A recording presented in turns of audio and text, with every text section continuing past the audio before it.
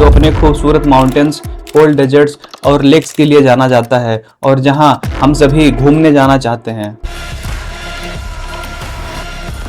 उसी लद्दाख में एक ऐसा आदमी रहता है जिसका नाम है सोनम वांगचुक, जो न सिर्फ भारत का एक नागरिक है बल्कि एक एजुकेटर, इनोवेटर और गांधीवादी भी है, जो आज हमारे देश में हो रहे पेपर लीक्स जिसकी वजह से कई बच्चे सुसाइड भी कर रहे हैं और इन गंभीर मुद्दों को सरकार इग्नोर न कर सके, इसलिए दिल्ली के जंतर मंतर पर लगभग 20 दिनों से आमरण अनशन पर बैठे हुए हैं। नमस्कार साथियों, कुछ दिनों से मैं आप लोगों से जुड़ नहीं पाया। आज 18वें दिन एक खास संदेश देने के लिए मैं किसी तरह आप लोगों से बात कर रहा हूं। तो कौन है ये सोनम वांगचुक जिसको आज देश विदेश की मीडिया कवर कर रही है और ये अकेले वन मैन आर्मी की तरह इस बहरी सरकार से लोहा क्यों ले रहे हैं? 1966 में लेह में जन्म होने के बाद से लेकर 9 साल की उम्र तक सोनम कभी स्कूल ही नहीं गए, क्योंकि उनके गांव में या आसपास कोई स्कूल ही नहीं था। इन्होंने अपनी माँ से ही अपने लद्दाखी भाषा में गिनती, पहाड़ा वगैरह सब सीखा। 9 साल की उम्र में इनका एडमिशन श्रीनगर के एक स्कूल में हुआ, जहाँ पर पढ़ाई लद्दाखी भाषा में नहीं बल्कि उर्दू में होता था। लेकिन सोनम को उर्दू आता ही नहीं था, इसीलिए पढ़ाई में इनके नंबर अच्छे नहीं आते थे और वहाँ के बच्चे और टीचर इनको बेवकूफ समझते थे। सोनम स्कूल में बिताए अपने इस समय को अपने लाइफ में फेस बताते हैं। इस बात से परेशान होकर सोनम 11 साल की उम्र में ही अपना श्रीनगर का स्कूल छोड़कर अकेले दिल्ली आ जाते हैं और यहाँ पहुँचने के बाद एक विशेष केंद्रीय विद्यालय जिसके बारे में सोनम ने पहले से सुना था वहाँ पहुँच जाते हैं और प्रिंसिपल को सारी बात बताते हैं, जिससे प्रभावित होकर प्रिंसिपल ने इनको स्कूल में एडमिशन दे दिया। यहाँ से 12th की पढ़ाई कंप्लीट करने के बाद सोनम वापस NIT श्रीनगर से मैकेनिकल इंजीनियरिंग में बीटेक करते हैं, जिसका खर्चा उन्होंने खुद कोचिंग पढ़ाकर उठाया। 2011 में इन्होंने फ्रांस के ग्रीनोबल शहर में स्थित क्रेटेरी स्कूल ऑफ आर्किटेक्चर से अर्थन आर्किटेक्चर की पढ़ाई कंप्लीट की और यहीं पर इन्हें सस्टेनेबल कंस्ट्रक्शन में इंटरेस्ट पैदा हुआ। 1980s के दशक में लद्दाख में 10th क्लास में पढ़ने वाले बच्चों में लगभग 95% बच्चे फेल हो जा रहे थे, क्योंकि एजुकेशन का सिलेबस लद्दाखी कल्चर के हिसाब से बनाया ही नहीं गया था, जिसकी वजह से लद्दाखी बच्चों को पढ़ाई में कमजोर समझा जाने लगा था। इस समस्या को सही करने के लिए सोनम अपने कुछ साथियों के साथ मिलकर 1988 में सेकमाल रेजिडेंशियल स्कूल बनाते हैं, जिसका उद्देश्य था एजुकेशन सिस्टम में रिफॉर्म लाना, जिससे यहाँ के बच्चों को उनकी मातृभाषा में और लोकल एग्जाम्पल्स के जरिए कॉन्सेप्ट्स को समझाया जाए और रोट लर्निंग के बजाय प्रैक्टिकल लर्निंग पर ध्यान दिया जाए। जिसका नतीजा ये हुआ कि 2010 आते आते लगभग 75% बच्चे पास होने लगे। सेकमाल कैंपस इंडस वैली में मौजूद है, जो आज अपने एक्सपेरिमेंट्स के लिए भी जाना जाता है। इसे ऐसा बनाया गया है कि -30 डिग्री टेम्परेचर में भी सोलर एनर्जी की मदद से अंदर का तापमान गर्म रखा जाता है और सभी बच्चे मिलकर इस कैंपस की देखरेख करते हैं। 2017 में सोनम ने एक और इंस्टीट्यूट बनाया, जिसका उद्देश्य था ऐसे इनोवेशंस करना जिससे लद्दाख के लोकल्स की ज्योग्राफिकल समस्या को सॉल्व किया जा सके। जनवरी 2014 में सोनम ने लद्दाखी लोगों का गर्मियों में पानी की कमी की समस्या को सॉल्व करने के लिए आइस स्तूप नाम से एक प्रोजेक्ट चलाया। The principle of the science behind it is rather simple, that water always maintains its level.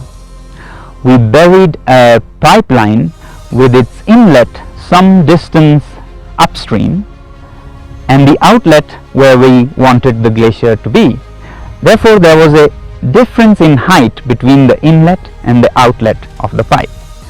Since water maintains its level, the water at the outlet of the pipe rises to almost the same height as the source, and this requires no electricity, no machines, it's just gravity. इसका उद्देश्य था कि अप्रैल मई में जब लद्दाख में सर्दियों का season खत्म होता है और खेती की शुरुआत होती है, तब तक सर्दियों में जमे बर्फ को नेचुरली एक स्तूप की तरह बनाया जाए, जिससे वो बहुत धीरे धीरे मेल्ट हो और इससे जो पानी निकले उसे ही यूज करके किसान अपनी खेती कर सके। 2015 में जब लैंडस्लाइड की वजह से जांस्कर में फुगतल नदी ब्लॉक हो गई थी, तब लगभग 15 किलोमीटर इस नदी का पानी ऊपर पहाड़ों में जम गया था, जिससे नीचे के एरियाज में रहने वाले लोगों पर यह जमी नदी का पानी एक खतरा बन गई थी।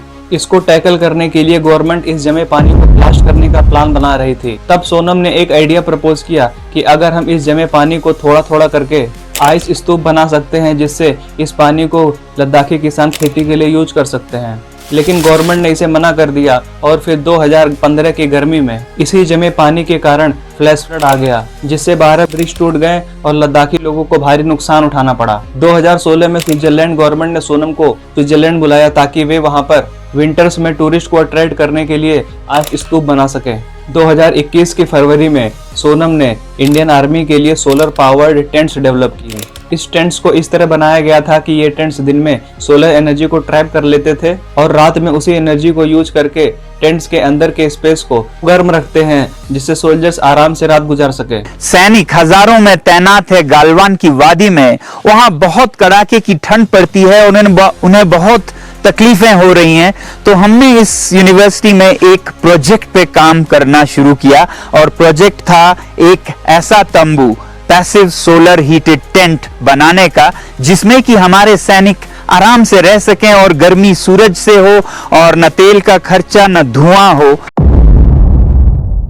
2013 में लद्दाखी स्टूडेंट के रिक्वेस्ट के बाद सोनम ने न्यू लद्दाख मूवमेंट के नाम से एक सोशल कैंपेन शुरू किया, जिसका एम था सस्टेनेबल इन्वायरमेंट, एजुकेशन और इकोनॉमी के लिए काम करना। जून 2020 में गलवान वैली में हुए इंडियन और चाइनीज सोल्जर्स के बीच मुठभेड़ की वजह से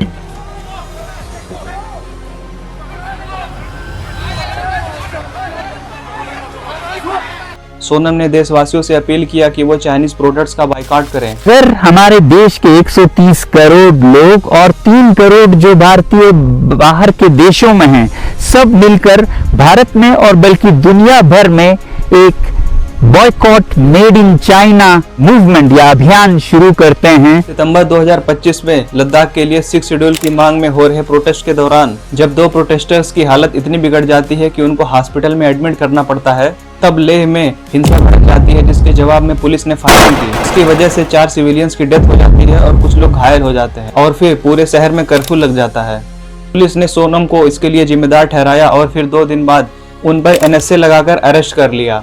इसके लगभग 6 महीने बाद ही इन्हें छोड़ा गया और आज इस वक्त सोनम CJP के प्रोटेस्ट को सपोर्ट करते हुए दिल्ली के जंतर मंतर पर आमरण अनशन पर बैठे हैं। उनकी मांग है कि एजुकेशन सिस्टम से जुड़े घोटालों पर जिम्मेदारी तय की जाए और एजुकेशन मिनिस्टर धर्मेंद्र प्रधान इस्तीफा दें। और आज यानी 18 जुलाई को ये न्यूज आ रही है कि दिल्ली पुलिस ने उनको सुबह सुबह ही जबरदस्ती सफदरगंज गवर्नमेंट हॉस्पिटल में एडमिट करा दी है। अब आप चाहे सोनम वांगचुक से सहमत हो या असहमत हो, लेकिन एक बात तो तय है कि उन्होंने अपनी जिंदगी लद्दाख और एजुकेशन के लिए समर्पित की है और आज जब वो प्रोटेस्ट कर रहे हैं तो देश भर की नजर उन पर टिकी हुई है। आने वाले दिनों में ये आंदोलन किस मोड़ पर जाएगा, ये देखना होगा।